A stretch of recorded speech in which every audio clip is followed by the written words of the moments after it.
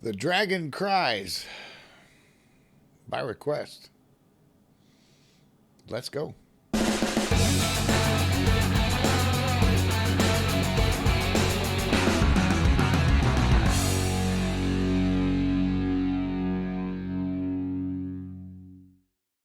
Hey there. This is by request from 785 Boats. Boats, thank you for your request.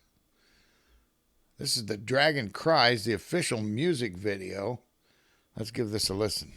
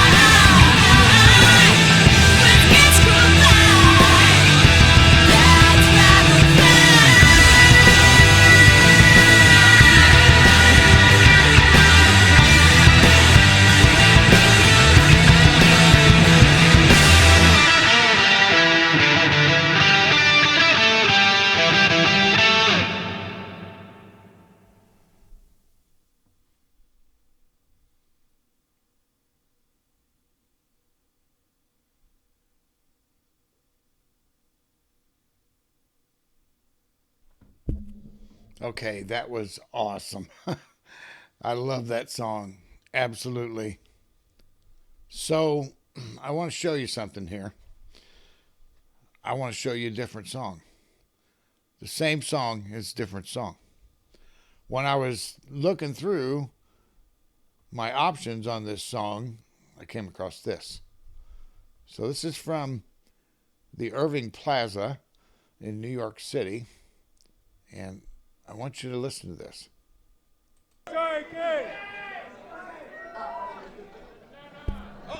You are now tired like are you? Are you sure? Are you sure? Okay. Are you ready? Okay, let's go fucking crazy! Let's go!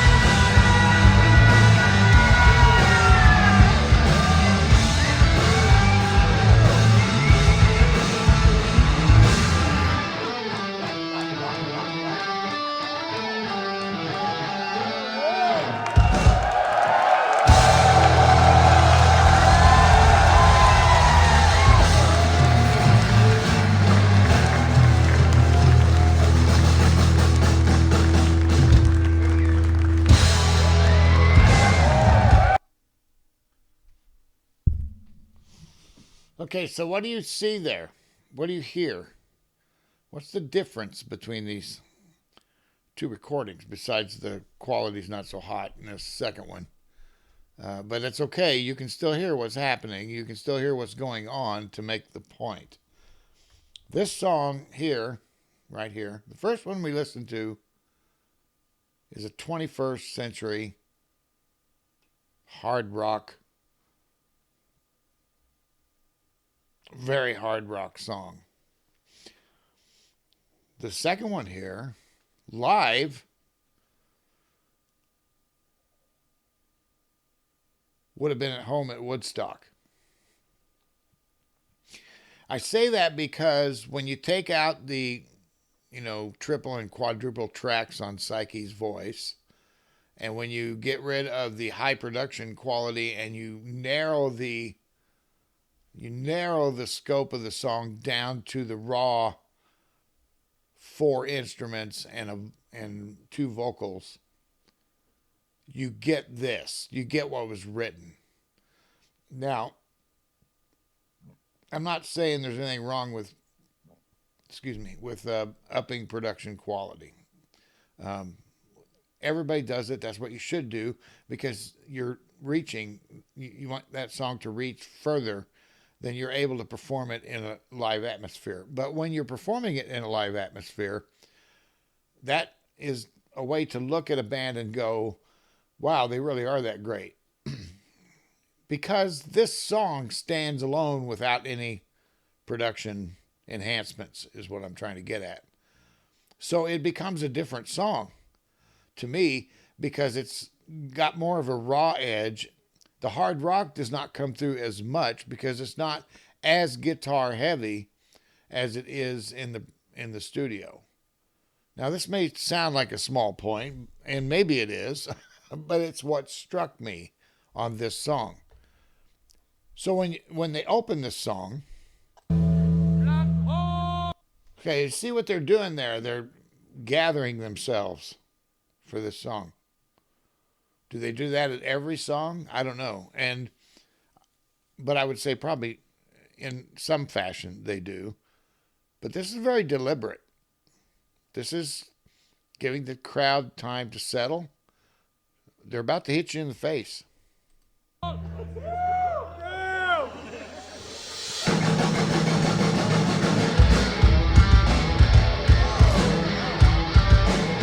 So there's a Hendrix move right there. Open with that guitar slide riff move that is so iconic.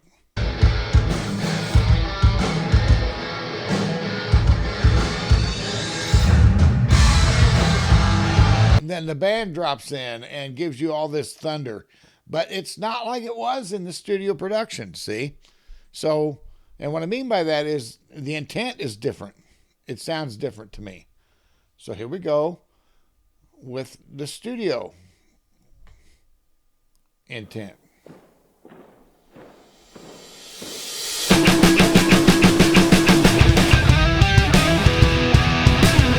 First of all, the guitar is double tracked at least. So here we go.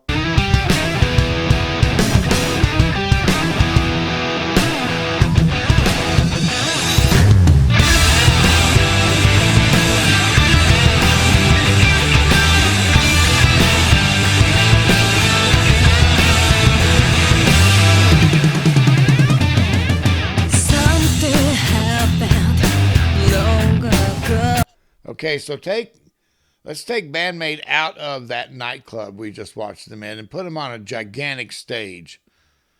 Maybe it would sound like this because they would have a lot more equipment sitting up there. A sound man running a huge board with lots of racks beside him to alter sounds, presets on everything. Maybe that's how it would sound like this.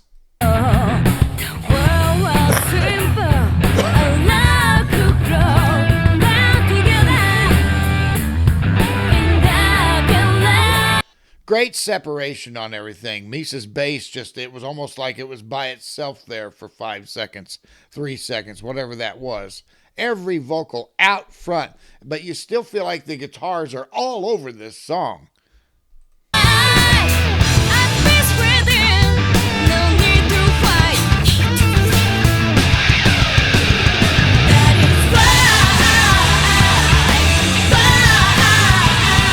Psyche's voice is at least double tracked here. I want to say it's probably 4 times. And all I mean is that they either that she may have stepped into the sound booth and sang it exactly twice. That sometimes when you double track, that's how you do it. You don't just take the same track and then loop it over and keep doing that till you get this big fat sound that you want. You can do that. It's often done that way, but sometimes a singer will step in or a guitarist will step in and set the second track. And for reasons, they might even play it just a little bit different or sing it just a little bit off. And I'm trying to think of who did that. Billy Gibbons with LaGrange. Put the second guitar track down just a hair flat. And then played over the correctly pitched guitar. To give it this fat, strange sound he was looking for. And that was back in like 1972 or 3. So it's not unusual to see this happen. So I'm not saying anything by the fact that Psyche might double or triple track it and actually do it physically rather than have it done electronically.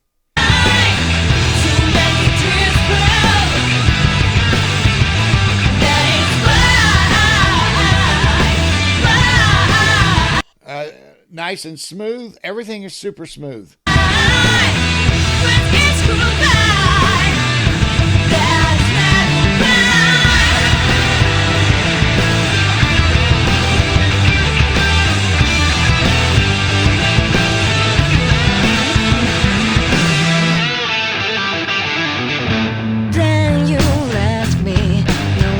All right, Psyche's voice led us into that next verse. It wasn't the guitar, it wasn't the drums, it wasn't the bass. She took us into there, which is really a cool effect. Let's listen to it. Then you left me, no reason why. And then the backbeat drops, and you're like, that is so awesome. So let's go ahead.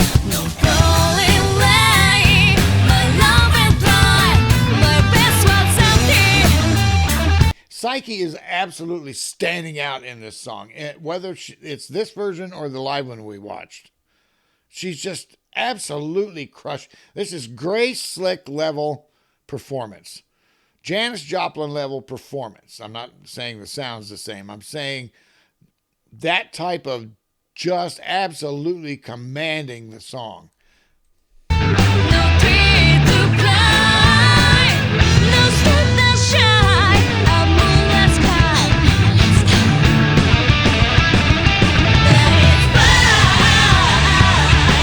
So all those little nuances, too, they sometimes get lost in a live performance at that small of a venue, which is why I say if they had bigger equipment or more going on a giant stage, they might be able to fit all that little stuff in there. You just saw Miku whisper almost.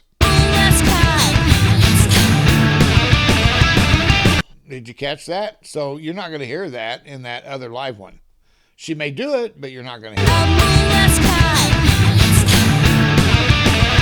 Miku is so cool because she is a chameleon in this band. She can do anything she wants whenever she wants to do it.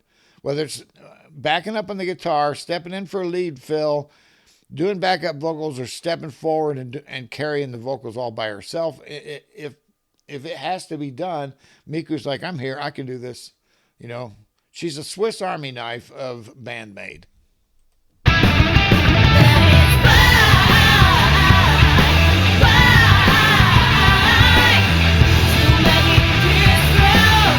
All right, let's start with Akane playing the drum intro to what I'm assuming is the breakout of the song. So here we go.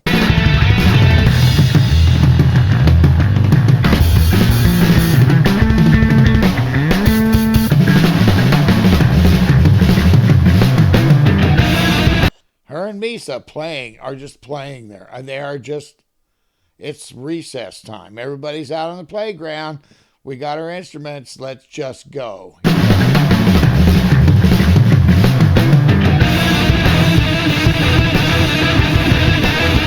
Now a little chaos from Konami. She's bringing in the chaos, and it's sounding chaotic.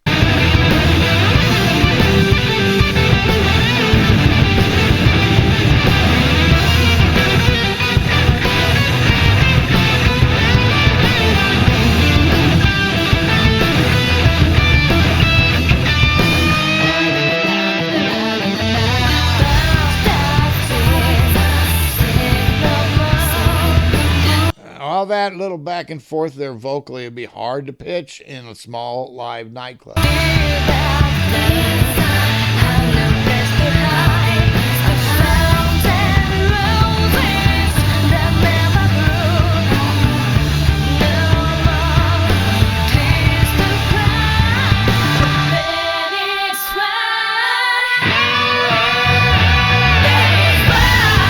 You hear that low end vocal come in underneath? Who was that? Who was doing that?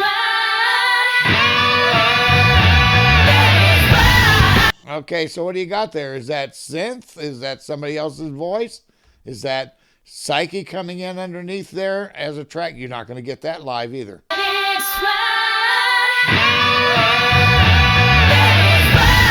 Probably a guitar. Maybe you will get it live. But anyway, so here we go. Now, if you go back to the live, if I can find it. Okay, so this is where Connie starts to bring us into the breakout that we just went through.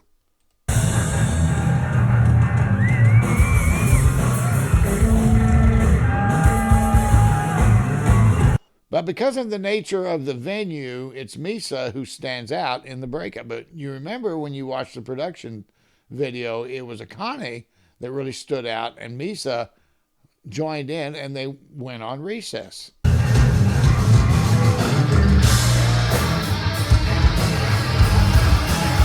Okay, so it could do for Konami's guitar to be a little louder, but otherwise now it's her time. Here comes the chaos.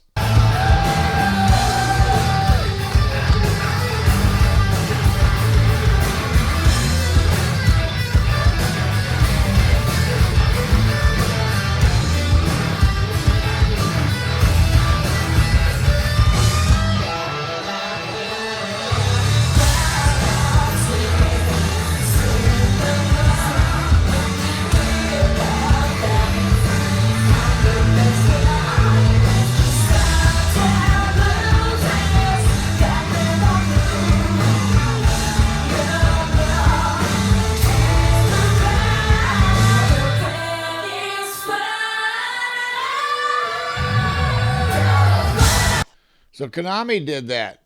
She did that underlying note there that we heard back on the studio one when these two went into their harmonies together.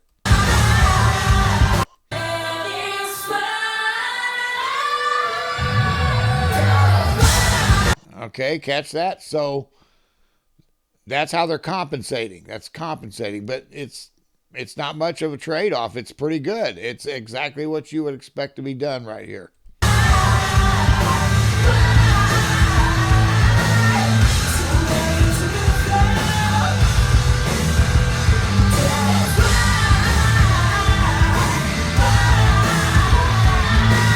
Psyche's voice is so powerful, so incredible.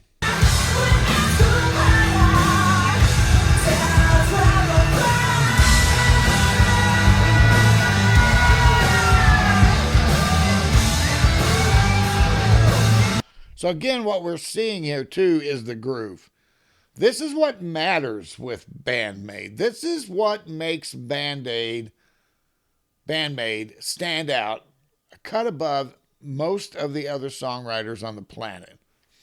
They find the groove and they hold you to it.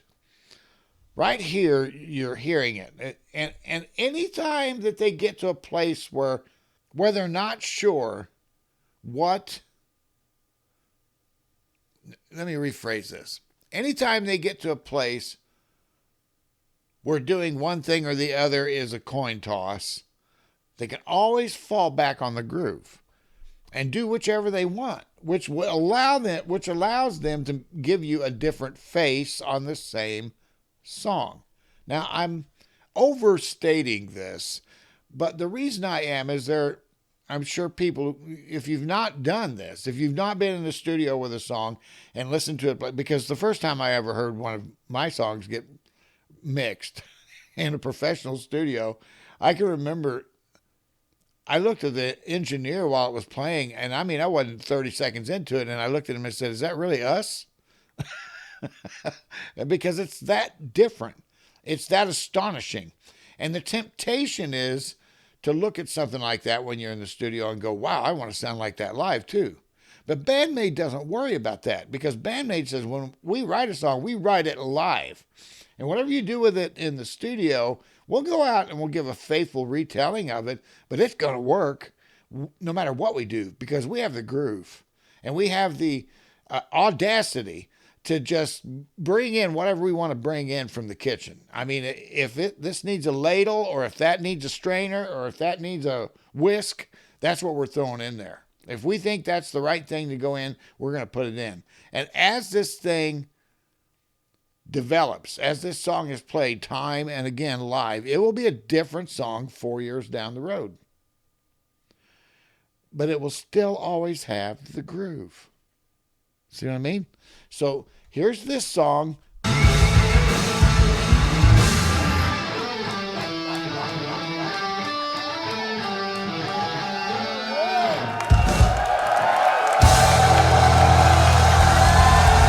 With its pure, raw-edged rock and roll. And then here is the song.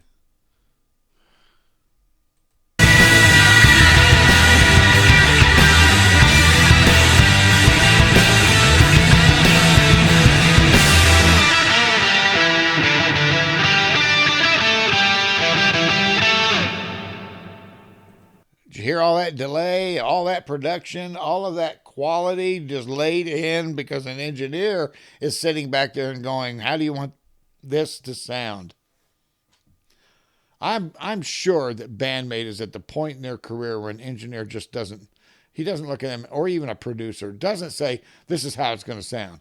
I'm sure they look at them and say, no, this is how we want it to sound. Because they're at that place. They have generated enough of a catalog that it will live forever in the Music Hall of Fame. Because it's so incredible and it's so versatile. You can take a Bandmate song and you can play it on the acoustic guitar, you can play it on the piano, you can play it on a tuba, and it's still going to have the groove. I said that about Manners the first time I heard it. I said you could play that song on a ukulele and it would still have that drive, that groove. Bandmate understands the groove. And one of you said in the comments, Konami writes the music. Well, fine, but I don't think you're right. I think you're right that Konami writes the songs and brings them to everybody, but I'm telling you, what Konami wrote is not the same thing that ends up at the end of the process. It will be close. It might even be exact sometimes, but it's not always, because there is no way this band is producing this kind of music without input from at least 4/5 of the band. And my suspicion is it's all of them. Because that's the best way a band can write. And most bands do write that way. You know, Konami's a killer guitarist and an incredible songwriter, might be a brilliant composer and arranger, but when it comes down to it, who's the expert on the drums? Who's the expert on the bass? So, and I'm not trying to argue with you. I mean, you could be right. I mean, maybe Konami walks in there and she's the only one that does anything with the song. She dictates everything but I doubt it. Do you think she really does that? Or do you think Miku says, I'd like to do this here. What do you think? Let's try this. And she says, okay, let's try it. Because that's the way they strike me as functioning. Anyway, that's my 2 cents. I wanted to slip between these two because, first of all, this is a killer song. Great rock and roll song. But I wanted to show you how Bandmate's music stands up, whether it's in a small nightclub or highly produced studio, because of the groove, because of their chameleon-like ability to morph with the conditions that they're under. They understand what they're doing. They understand the room. They understand the ambiance of what they're doing. This song, The Dragon Cries Live, is absolutely awesome. And this song in the studio is absolutely awesome, but for different reasons. Some of the same reasons, but there's a few different ones in there. And that's my story, and I'm sticking to it. So I hope you enjoyed this. If you did, hit the subscribe button. You want to support us? Patreon, cupofcoffee.com. Links are in the description. Help us out now. I just added a new sign to my wall. It takes a while, but I'm getting her done. All right. Hey, thanks for watching this with me. Appreciate it. You listening to all my crazy ideas. And I'll see you later. All right. Bye now.